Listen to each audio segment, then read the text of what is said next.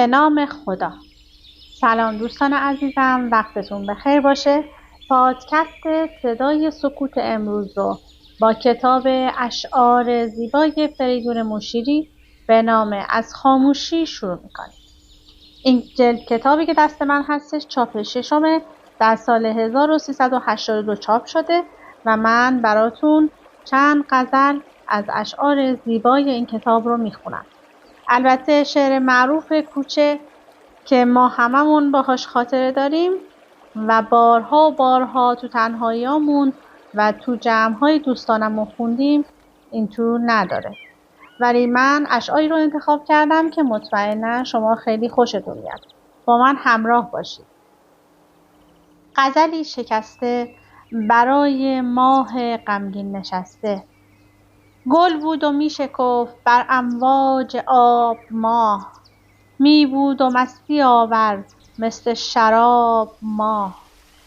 شبهای لاجوردی بر پرنیان ابر، همراه لای لای خموش ستاره ها، می شد چراغ رهگذر دشت خواب ماه. روزی پرنده‌ای با بال آهنین و نفسهای آتشین برخاست از زمین، آورد بالهای گران را به اهتزاز، چرخید بر فراز، پرواز کرد تا لب ایوان آفتاب، آمد به زیر سایه بال عقاب ماه. اینک زنی است آنجا عریان و اشکبار، غارت شده به بستر آشفته شرمسار، غمگین نشسته خسته و خرد و خراب ماه. داوودی درشت سپید هزار پر، سر بر نمی کند به سلام ستاره ها، بر گرد خویش هاله ای از آه بسته است، تا روی خود نهان کند از آفتاب ماه.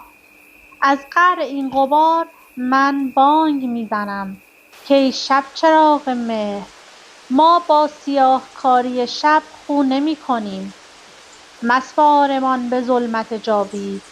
هرگز زمین مباد از دولت نگاه تو نومید، نوری به ما ببخش، بر ما دوباره از سر رحمت بتاب ماه.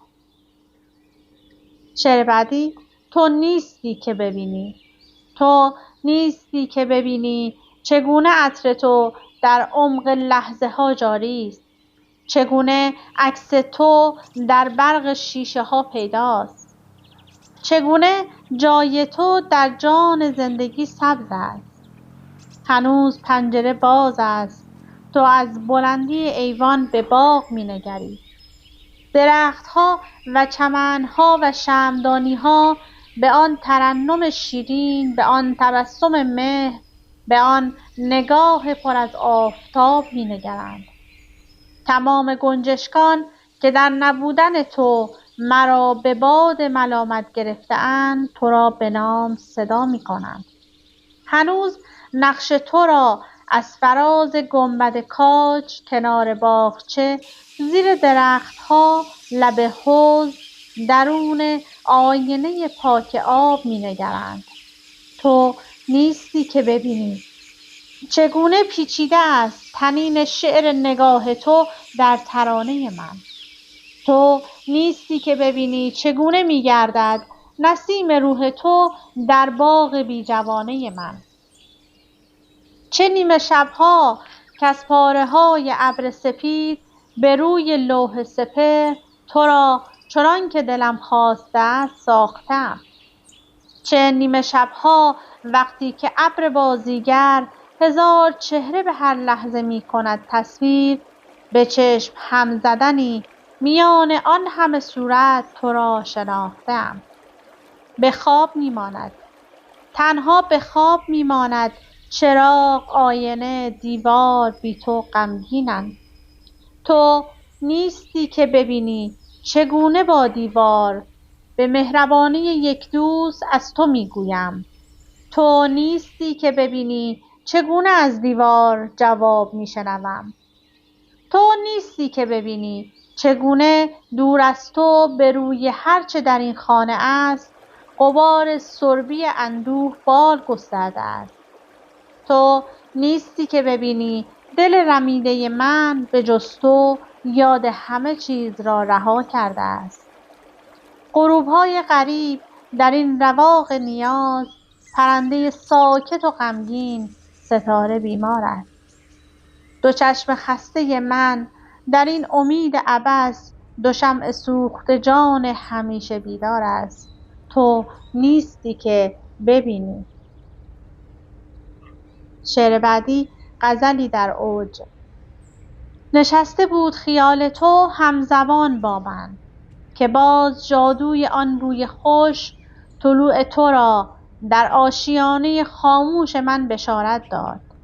زلال عطر تو پیچید در فضای اتاق، جهان و جان را در بوی گل شناور کرد. در آستانه در به روح باران می‌ماندی ای طراوت مهد. شکوه رحمت مطلق ز چهره‌ات میتافت، به خنده گفتی تنها نبینمت. گفتم غم تو مانده و شب‌های بیکران با من.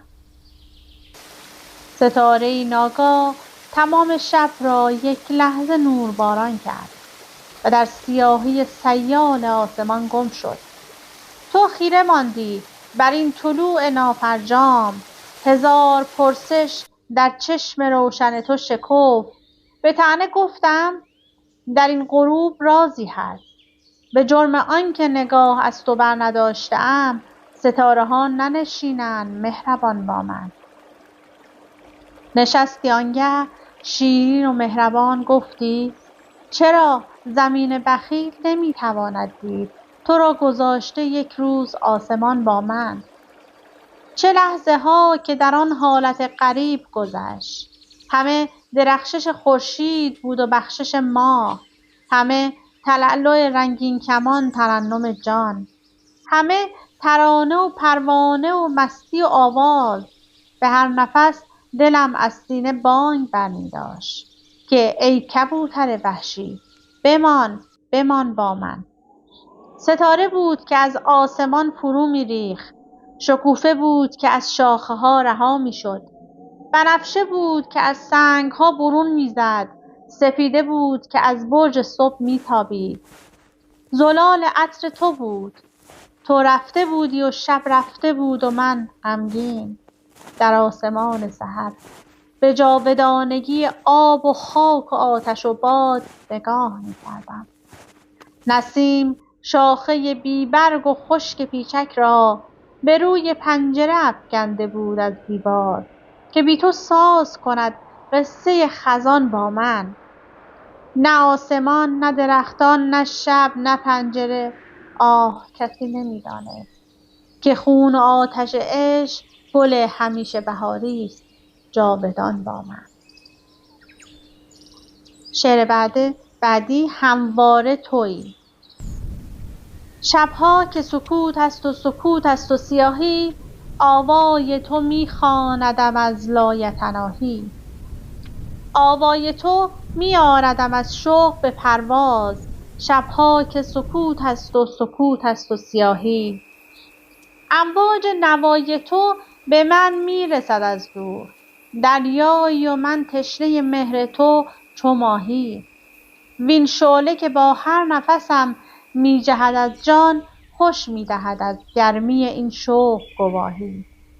دیدار تو گر صبح ابد هم دهدم دست، من سرخوشم از لذت این چشم براهی. ای عشق تو را دارم و دارای جهانم، همواره تویی هرچه تو گویی و تو خواهی. شعر بعدی هنوز، همیشه، هرگز.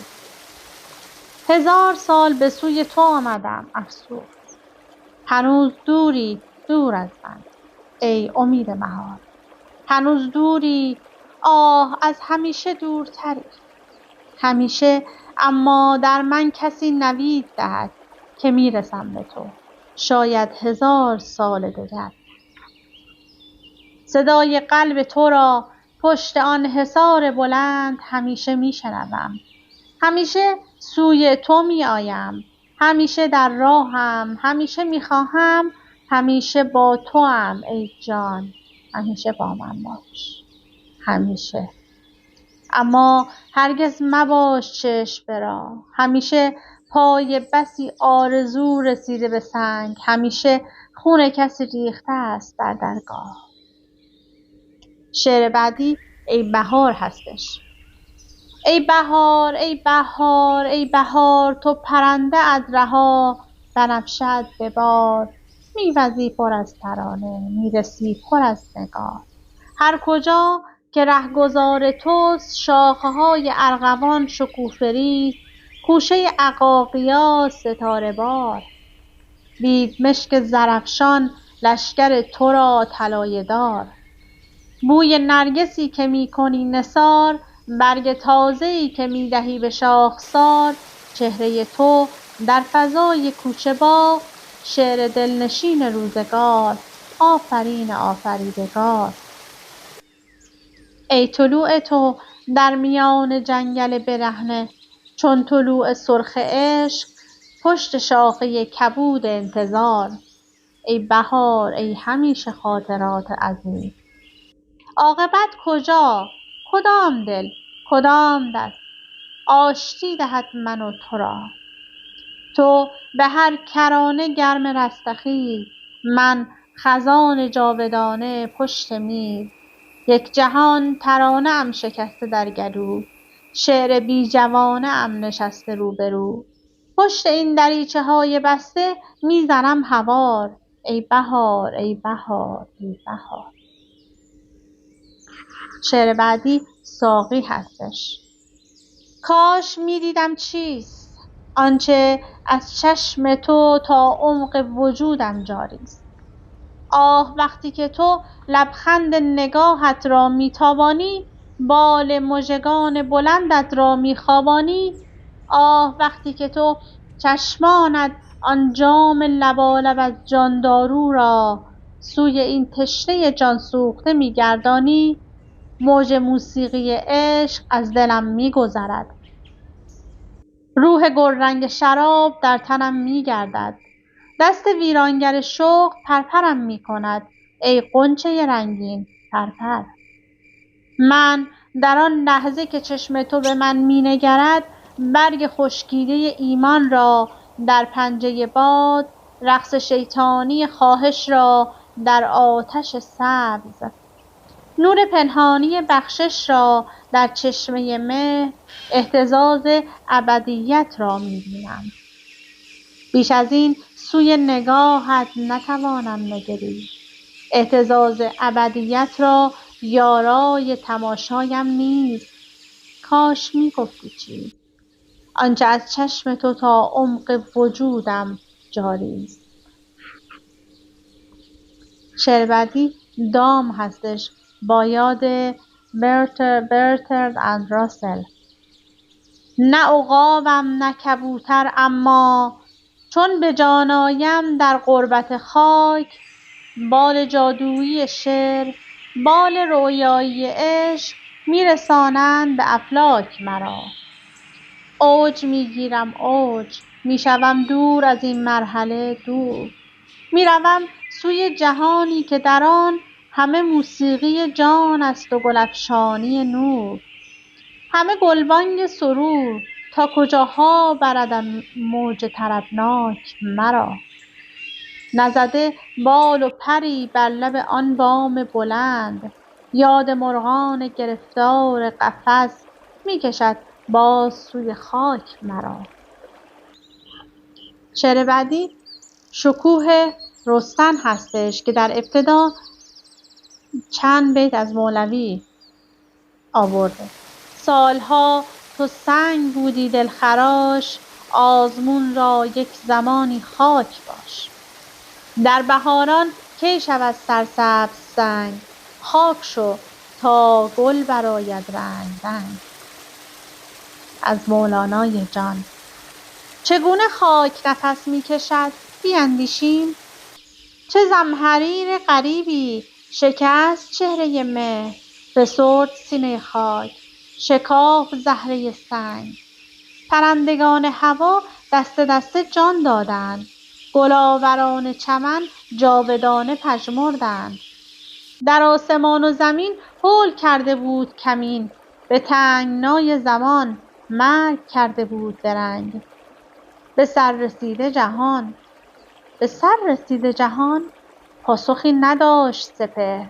دوباره باغ بخندد کسی نداشت یقین. چه زمهریر غریبی چگونه خاک نفس میکشد بیاموزیم. شکوه رستن اینک طلوع فروردین، گداخت آن همه برگ، دمید این همه گل، شکفت این همه رنگ. زمین به ما آموخت ز پیش حادثه باید که پای پس نکشیم. مگر کم از خاکیم نفس کشید زمین ما، چرا نفس نکشیم. شعر بعدی آوار درون هستش. کسی باور نخواهد کرد اما من به چشم خیش میبینم که مردی پیش چشم خلق بی فریاد میمیرد.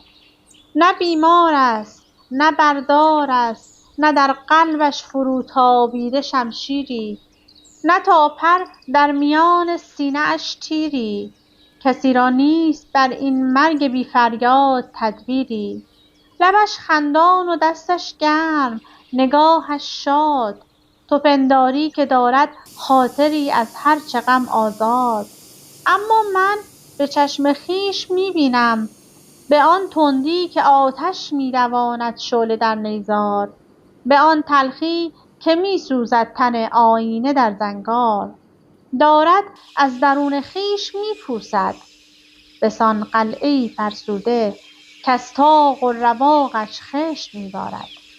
فرو میریزد از هم در سکوت مرگ بی فریاد. چون این مرگی که دارد یاد، کسی آیا نشان از آن تواند داد؟ نمیدانم که این پیچیده با ترسام این آوار چه میبیند در این جانهای تنگ و تار. چه میبیند در این دلهای ناهموار، چه میبیند در این شبهای وحشتبار نمیدانم. ببینیدش لبش خندان و دستش گرم، نگاهش شاد، نمیبیند کسی اما ملالش را، چو شمع تندسوز اشک تا گردن زوالش را. فرو پژمردن باغ دلاویز خیالش را، صدای خشک سر بر خاک سودنهای بالش را کسی باور نخواهد کرد. شعر بعدی همراه هستش. این کیست گشوده خوشتر از صبح، پیشانی بیکرانه در من. وین چیست که میزند پر و بال، همراه غم شبانه در من. از شوق کدام گل شکفته است این باغ پر از جوانه در من. وز شوق کدام باده افتد این گریه بی بهانه در من. جادوی کدام نغمه ساز است افروخته این ترانه در من. فریاد هزار بلبل مست پیوسته کشد زبانه در من. ای همره جاودان بیدار چون جوش شرابخانه در من. تنها تو بخواه تا بماند این آتش جاودانه در من. شعر بعدی حلول هستش که مصرعی از خیام را آورده در ابتدا. کاش از پس 100,000 سال از دل خاک چون سبزه امید بردمیدن بودی. یک شب از دست کسی باده‌ای خواهم خورد که مرا با خود تا آن سوی اسرار جهان خواهد برد. با من از حسب به بود، با من از نور به تاریکی، از شعله به دود. با من از آوا تا خاموشی دورتر، شاید تا عمق فراموشی راه خواهد پیمود. کی از آن سرمستی خواهم رست یا رست، کی به همراهان خواهم پیوست. من امیدی را در خود بارور ساختم، تار و پودش را با عشق تو پرداختم. مثل تابیدن مهری در دل مثل جوشیدن شعری از جان، مثل بالیدن عطری در گل جریان خواهم یافت. مست از شوق تو از عمق فراموشی راه خواهم افتاد. باز از ریشه به برگ، باز از بود به هست، باز از خاموشی تا فریاد. سفر تن را تا خاک تماشا کردی، سفر جان را از خاک به افلاک ببین. گر مرا می جویی سبزه ها را دریاب، با درختان بنشین. کی کجا؟ آه نمی‌دانم. ای کدامین ساقی، ای کدامین شب منتظر میمانم. شعر بعدی در میان برگ‌های زرد هستش. تاب میخورم، میروم به سوی مهر، میروم به سوی ماه. در کجا به دست کیست بنده گاهوارم؟ برگ‌های زرد روی راهی از ازل کشیده تا ابد، مثل چشم‌های منتظر نگاه می‌کنند. در نگاهشان چگونه بنگرم؟ چگونه ننگرم؟ از میانشان چگونه بگذرم؟ چگونه نگذرم؟ بسته راه چاره‌ام. از درون آینه چهره‌ای شکسته خسته بانگ می‌زند که وقت رفتن است. چهره‌ای شکسته خسته از برون جواب می‌دهد نوبت من است. من در انتظار یک اشاره ام. حرف‌های خویش را از تمام مردم جهان نهفته‌ام. با درخت و چاه و چشمه هم نگفتم. مثل قصه شنیده آه نشنود کسی دوباره.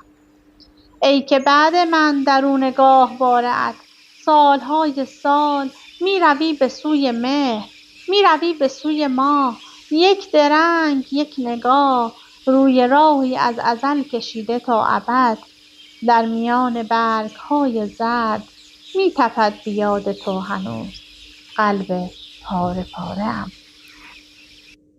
نام شعر بعدی دریا هستش. امیدوارم که تا اینجا خوشتون اومده باشه. یک سینه بود و این همه فریاد، میبرد بانگ خود را تا برج آسمان. میکوفت مشت خود را بر چهره زمان، زنجیر میگسست دیوار میشکست. انگار حق خود را میخواست. میزد به قلب طوفان، میافتاد. میرفت و خشمگین‌تر برمیگشت. میماند و سهمگین‌تر برمیخاست. یک سینه بود و این همه فریاد، تنها اما شکوهمند توانا دریا. نام شعر بعدی نخجیر هست. برای کودکان سوگند باید خورد که روزی موج میزد بال میگسترد چون دریا درخت اینجا. مبارک دم نسیمی بود و پروازی و آوازی، فشانده گیسوان رودی، گشوده بازوان دشتی. چمنزاری و گلگشتی، شکوه کشتزاران و بنفشه جو کناران بود. خروش آب بود و های و هوی گله، غوغای جوانانی که شاد و خوش می‌افکند رخت اینجا. سلام گرم مشتی مردمان نیکبخت اینجا. صفای خاطری عشق و امیدی بود. ترنم‌های شیرین از و بزم پرگویدی بود. گل گندم نگاه دختر مردم. چه پیش آمد که آن گلهای خوبی ناگهان پژمرد. محبت را و رحمت را مگر دستی شبی دزدید و با خود برد. کجا باور کنند آن روزگاران را؟ برای کودکان سوگند باید خورد. چه جای چشمه و بید و چمن راه نفس بسته است. زمین با آسمان ای داد با پولاد بسته است. دگر در خواب باید دید پرواز پریوار پرستو را، صفای بیشه زار و سایه بید لب جو را، در انبوه سپیداران چراغ چشم آهو را. به روی دشت‌ها از درختان پیرهن رنگین هیاهو را دگر در خواب باید دید. کجا اما تواند خفت این گم کرده ره در جنگل آهن؟ کجا آیا تواند ناله سر داد از کدامین دوست یا دشمن؟ رهایی را نه دستی میرسد از تو، نه پایی میرود از من. چو پیکان خورده نخجیری، به دام افتاده سخت اینجا. نام شعر بعدی رنگین کمان گل هستش. در انتهای عالم دشتی است بیکرانه، فرو خفته زیر برف، با آسمان بسته مه‌آلود، با کاج‌های لرزان آواره در افق، با جنگل‌ها برهنه، با آبگیر یخزده، با کلبه‌های خاموشی، بی هیچ کورسویی، بی هیچ های و هویی، با خیل زاغ‌های پریشان، خنیاگران ظلمت و غربت، از شنگ تازیانه بوران گریخته، پرها گسیخته، با زوزه‌های گرگ گرسنه در زمهریر برف. در پرده‌های ذهن من از عهد کودکی سرمای سخت بهمن و اسفند اینگونه نقش بسته است: اهریمنی؟ اما همیشه در پی اسفند هنگام طلوع بهار است و ایمنی. شب هرچه تیره تر شود آخر سحر شود. اینک شکوه نوروز، آن سال که یاد دارمش از سالهای دور و انگار قرنهاست که در انتظارش. آن سوی دشت خالی اسفند کوهی شکل کوه دماوند. یک شب که مردمان همه خوابند، ناگهان از دوردست‌ها آواز و ساز و هلهله‌ای می‌رسد به گوش. طبل بزرگ رعد بر می‌کشد خروش. شلاق سرخ برق خون فسرده در دل ابر فشرده را می‌آورد به جوش. باران مهربان بوی خوش طراوت و رحمت، آنگاه دریای روشنایی در نیلی سپهر، معراج شاعرانه پروانگان نور، در هاله بزرگ سپیده ظهور مهر، گردونه طلایی خورشید با اسب‌های سرکش، با بالهای افشان، با 100,000 نیزه زرین بیدمشک بر روی کوهسار پدیدار می شود. دیو سپید برف از خواب سهمگینش بیدار می شود تا دست می برد که بجنبد ز جای خویش، در چنگ آفتاب گرفتار می شود. در قله دماوند بردار می شود آنک بهار، کز زیر طاق نصرت رنگین کمان گل چون جان روان به کوچه و بازار می شود. دشت بزرگ از نفس تازه نسیم گلزار می شود. بار دگر زمانه از عطر، از شکوفه، از بوسه، از ترانه و از مهر جاودانه سرشار می شود. خب دوستان عزیزم، امیدوارم که از این اشعار زیبا لذت برده باشید و خوشتون اومده باشه. تا وایس بعدی، خدا نگهدارتون.